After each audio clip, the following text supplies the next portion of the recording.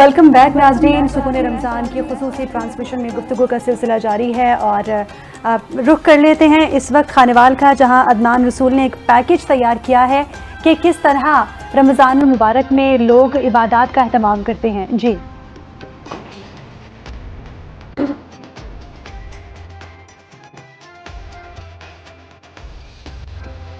रमज़ान मुबारक में अल्लाह पाक की खुशनुदी हासिल करने के लिए उम्मत मुस्लिमा रोज़ा रखने का एहतमाम करते हैं और फ़र्ज़ी और नफली इज्तिमाई इबादत का एहतमाम भी करते हैं।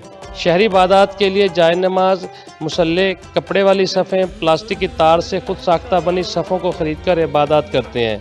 खानेवाल शहर में कपड़े और प्लास्टिक की तारों से दस्ती बनने वाली सफ़ों में फैंसी कालीन और जाय नमाज की मांग में भी इजाफा हो जाता है। खजूर के पत्तों और मुंजी से बनी सफ़ों की डिमांड में वाज़िया तौर पर कमी नज़र आ रही है। मुखय्यर हज़रात मसाजिद इंतज़ामिया सफ़े ख़रीद कर मसाजिद की खूबसूरती में इजाफा करते हैं। हासिल करने के लिए मकतबा फैज़ान अतार की दुकान पर मैं आया हूँ। खानेवाल की बड़ी मशहूर दुकान है।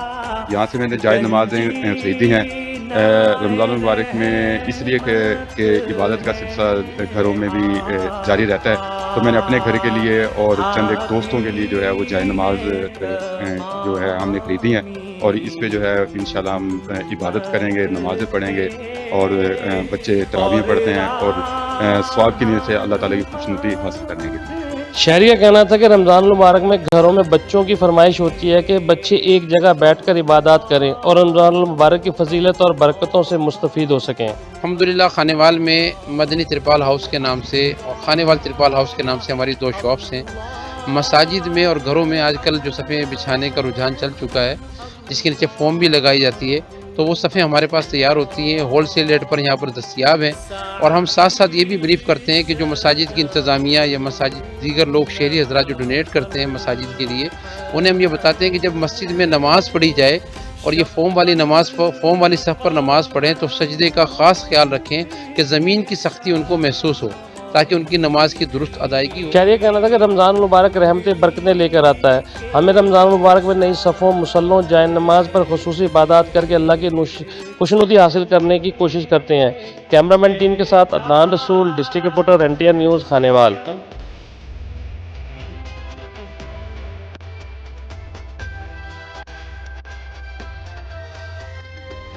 तो नाज़रीन, आपने खानेवाल से पैकेज मुलाहिज़ा किया कि लोग इबादत के अहतमाम को किस तरह मखसूस करते हैं और किस तरह रमज़ान मुबारक की आमद से कबल ही इबादत के लिए तमाम तर जो चीज़ें हैं वो मुकम्मल कर ली जाती हैं। स्टूडियोज़ में हमें ज्वाइन कर चुके हैं प्रोफेसर डॉक्टर सुहेल शफीक साहब, जो कि डिपार्टमेंट ऑफ इस्लामिक हिस्ट्री से हैं, कराची यूनिवर्सिटी से। उनसे बात करेंगे और इसी हवाले से बात करेंगे कि इस्लामिक तालीमात क्या है हमारी, और हज़रत इमाम हुसैन अलैहिस्सलाम का इमाम हसन के हवाले से ख़ास तौर पर हम ये बात जानना चाहेंगे कि रमज़ान मुबारक की जब हम बात करते हैं तो बहुत सारे ज़ाहिर वाक़यात हैं। ग़ज़वा बदर भी इसी में हुआ, नज़ुल कुरान भी हुआ इसमें, और इस तरह इमाम हज़रत मौला अली की शहादत भी है, और इमाम हसन के हवाले से ख़ास तौर पर आज चूँकि 15 रमज़ान मुबारक है तो उनकी यौम पैदाइश भी है, तो उनकी आमद के हवाले से तो मैं चाहूँगा ग़ज़वा बदर और इमाम हसन अलैहिस्सलाम के हवाले से थोड़ा सा ज़रूर रोशनी डालिए। बिस्मिल्लाहिर्रहमानिर्रहीम।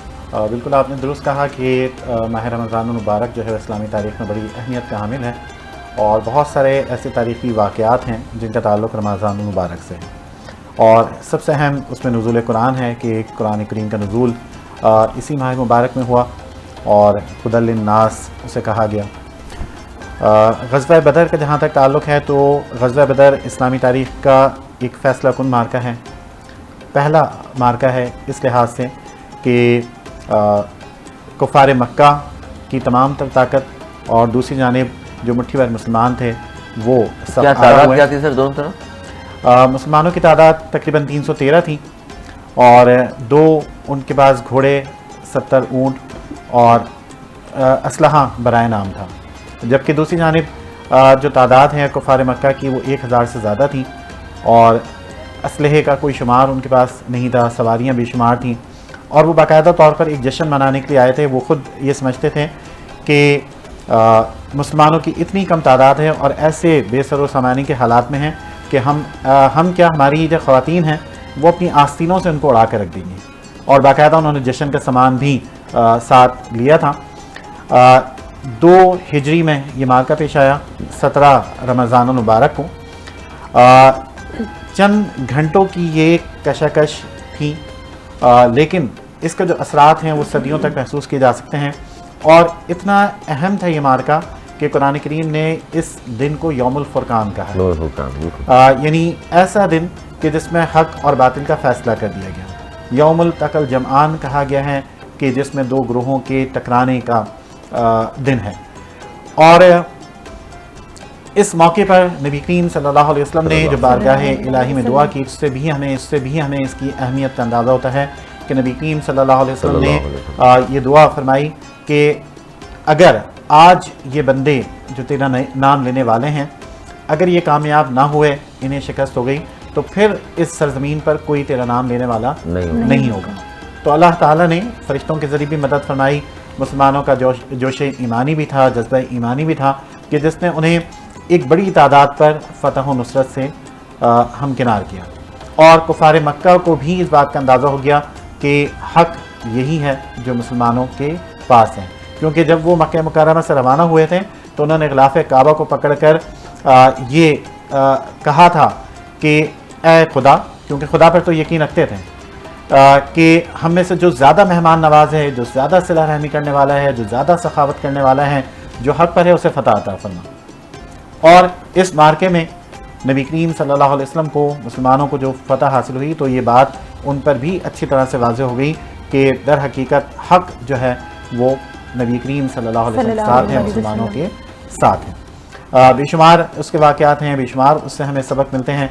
मैं सिर्फ दो बातें इस सिलसिले में अर्ज़ करता हूँ कि ग़ज़वा बदर हमें ये बात याद दिलाता है, हमें ये सबक ग़ज़वा बदर से मिलता है कि अगर जज्बा ईमानी हो, इस्लाम के साथ आप मुखलिस हों, इस्तकामत आपके अंदर मौजूद हों, तो फिर दुश्मन की तादाद, दुश्मन की ताकत कोई मायने नहीं करती। बिल्कुल, जब जज्बा ईमानी कमज़ोर हो जाता है तो फिर मादी वसाइल पर भरोसा किया जाता है और वो कभी आपका साथ देते हैं और कभी साथ नहीं देते हैं। दूसरी अहम बात जो यहाँ पर हमें याद रखना चाहिए वो ये कि एक जंग थी और जंग के बारे में कहा जाता है कि जंग में सब कुछ जायज़ है, लेकिन इस्लाम की खूबी है कि इस्लाम ने हर बात को जायज़ नहीं रखा, बल्कि जंग के भी उसूल बनाए। लिहाजा एक मौके पर जब दो सहाबी मक्का मुकर्रमा से मदीना मुनव्वरा पहुँचे और वो चाहते थे कि ग़ज़वा बदर में शरीक हों, लेकिन चूँकि उन्हें रास्ते में रोककर उनसे वादा लिया गया था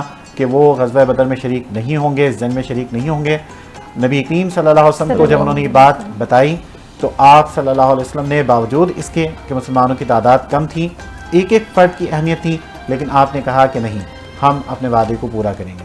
तो ये इफ़ाए अहद इस मौके पर, जंग के मौके पर, ये एक ऐसी अखलाकी कदर है जिसे आज हमें समझने की, अपनाने की ज़रूरत है। और इस तरह कई अखलाकी कदरें जो हैं वो हमें इस जंग के मौके पर नजर आती हैं। उस वक्त जो हालात थे ख़ास तौर मुसलमानों के हवाले से, और इसमें फ़तह हासिल करना मुसलमानों के कम तादाद के बावजूद, फिर क्या असरात मुरत्तब हुए इस फ़तह के बाद?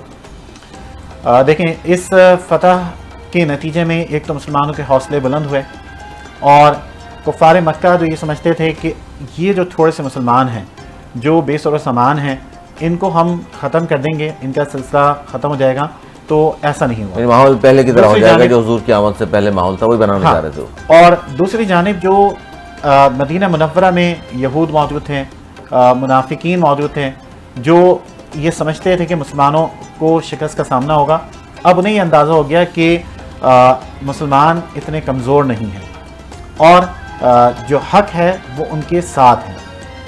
तो ये एक बड़ा मैं समझता हूँ कि उसका एक नतीजा था कि एक छोटा सा मार्का, लेकिन जिस तरह अपने से बड़े दुश्मन को शिकस्त दी गई, उसमें जो हिकमत अमली नबी करीम सल्लल्लाहु अलैहि वसल्लम ने इख्तियार की, और फिर उस मौके पर जो चीज़ नुमाया है वो है इस्लाम के साथ ताल्लुक़। जैसे हज़रत अबू बकर सिद्दीक़ रज़ियल्लाहु अन्हु के साहबज़ादे जो उस वक्त मुसलमान नहीं हुए थे, बाद में मुसलमान हुए और उन्होंने कहा कि ग़ज़वा बदर के मौके पर एक मौके पर आप की गर्दन पर मेरी तलवार आ गई थी, लेकिन मैंने अपनी तलवार को रोक लिया।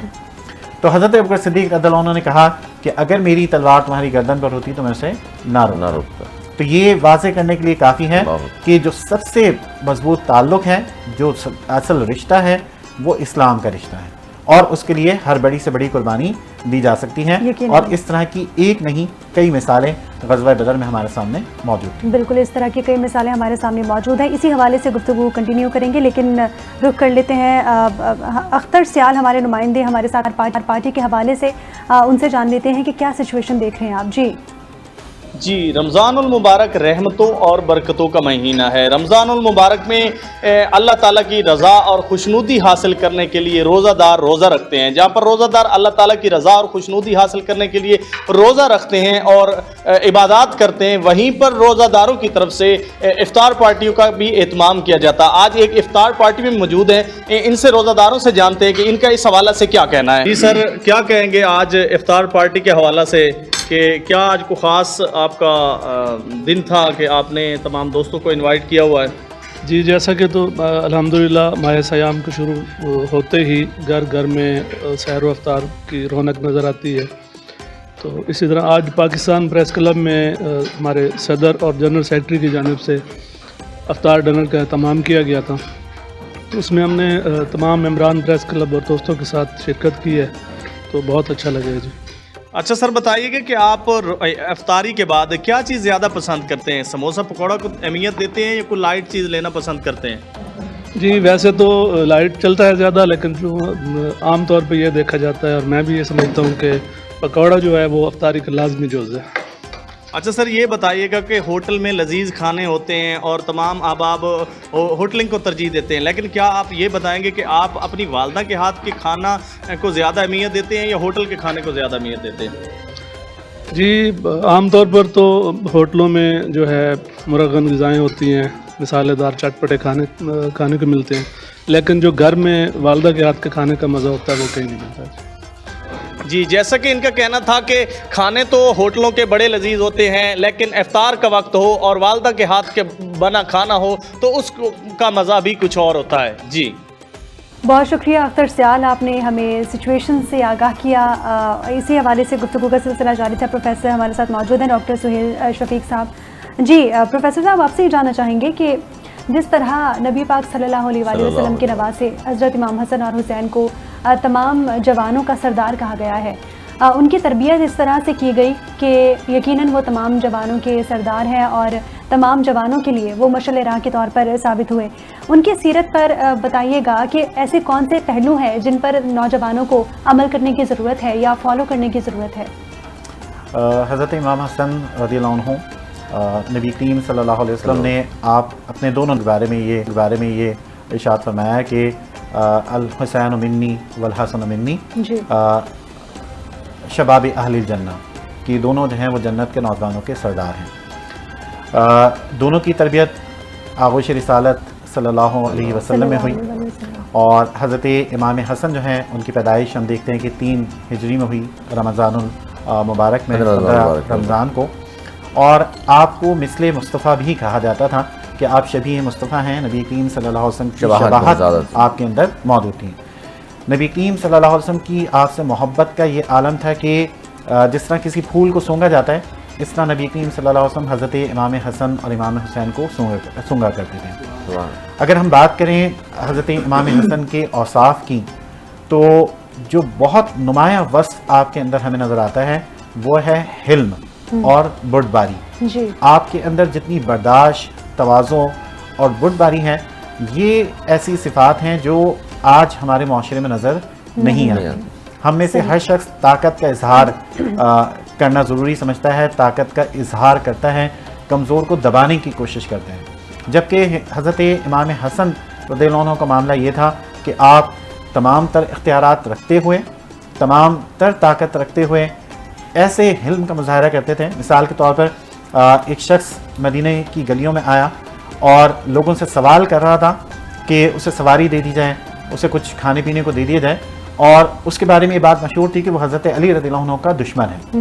لوگوں نے اسے کچھ نہیں دیا، لیکن حضرت امام حسن رضی اللہ عنہ نے اس کو سواری بھی فراہم کی اور کھانے کا سامان بھی فراہم کیا۔ لوگوں نے جب آپ سے دریافت کیا کہ آپ نے ایسا کیوں کیا، تو انہوں نے کہا کہ جو اس نے کیا وہ اس کا طرز عمل تھا، لیکن یہ ہماری شان کے خلاف ہے کہ ہم کسی مانگنے والے کو اس طرح لوٹا دیں۔ سبحان اللہ۔ آپ کی تواضع کا یہ عالم تھا کہ جب آپ ایک موقع پہ بازار سے گزر رہے تھے، دیکھا کہ کچھ فقیر جو ہے وہ بیٹھے کھانا کھا رہے ہیں، انہوں نے حضرت امام حسن کو دعوت دی کہ آپ ہمارے ساتھ شریک ہوں.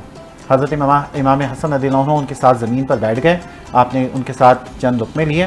اس کے بعد انہیں اپنے یہاں انوائٹ کیا, مدعو کیا, اور پھر ان کو اتنا مال و دولت دیا کہ انہیں غنی کر دیا. سبحان اللہ. فاتحین کو ہم دیکھتے ہیں, خلفاء کو دیکھتے ہیں, حکمرانوں کو دیکھتے ہیں, تو ہم یہ دیکھتے ہیں کہ ان کی فتوحات کتنی ہیں, ان کی سلطنت میں رقبہ کتنا ہے, اس میں وسعت کتنی ہوئی ہے, اور یہ ساری چیزیں معیار ہوتی ہیں کسی کی حکمرانی کا, اقتدار کی. لیکن حضرت امام حسن رضی اللہ عنہ کی یہ خوبی ہے کہ آپ نے اس معیار کو ہی بدل دیا. آپ نے وہ خلافت جو آپ کا جائز حق تھی آپ کے پاس تھی, 40,000 لوگوں نے آپ کے ہاتھ پر بیعت کی تھی, آپ نے مسلمانوں کی خیر خواہی کے لیے, اس لیے کہ مسلمانوں کا خون نہ بہے, آپ نے وہ خلافت حضرت امیر معاویہ جو ہیں ان کے حوالے کر دی. تو یہ ایک ایسی خوبی ہے جو ہمیں تاریخ میں مشکل سے نظر آئی, بالکل, کہ اقتدار ہوتے ہوئے لوگ آپ کے ساتھ موجود ہیں, لیکن آپ نے اس سے دستبرداری اختیار کی. اور نبی کریم صلی اللہ علیہ وسلم کی جو حدیث مبارکہ ہے جس میں آپ نے ارشاد فرمایا تھا کہ میرا بیٹا سردار ہے اور مسلمانوں کے دو گروہوں کے درمیان اتفاق پیدا کرنے والا ہے, صلح کروانے والا ہے, تو وہ حضرت امام حسن رضی اللہ عنہ کی صورت میں پوری ہوئی. اور ملت اسلامیہ جو ایک عرصے سے انتشار کا شکار تھی, تفریق کا شکار تھی, اس صلح کے نتیجے میں حضرت امام حسن کی خلافت سے دستبرداری کے نتیجے میں متحد ہو گئی, متفق ہو گئی, اور اس سال کو اسلامی تاریخ میں عام الجماعہ یعنی ایئر آف یونیفیکیشن کہا جاتا ہے. تو یہ حضرت امام حسن رضی اللہ عنہ کے کردار کی ایک بہت بڑی خوبی ہے, اور ایسی خوبی ہے جو شاذ و نادر ہی کہیں دیکھنے میں آئے گی. بالکل بالکل, سبحان اللہ. آپ سے گزارش ہے کہ ایک کلام پیش کر دیں, اس کے بعد ایک بریک پہ جائیں گے. جی صلی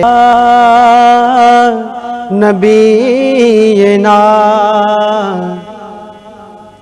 صلی علی محمد.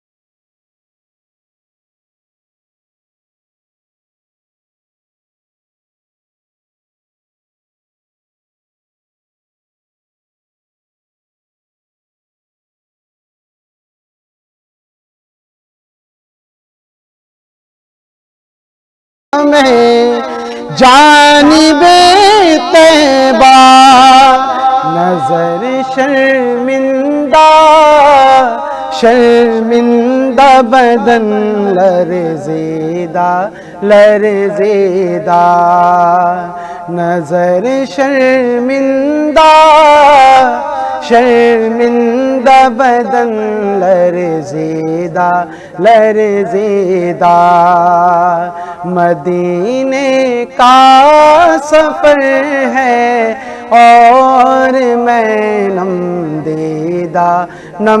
دیدہ کسی کے ہاتھ نے مجھ کو سہارا دے دیا ورنہ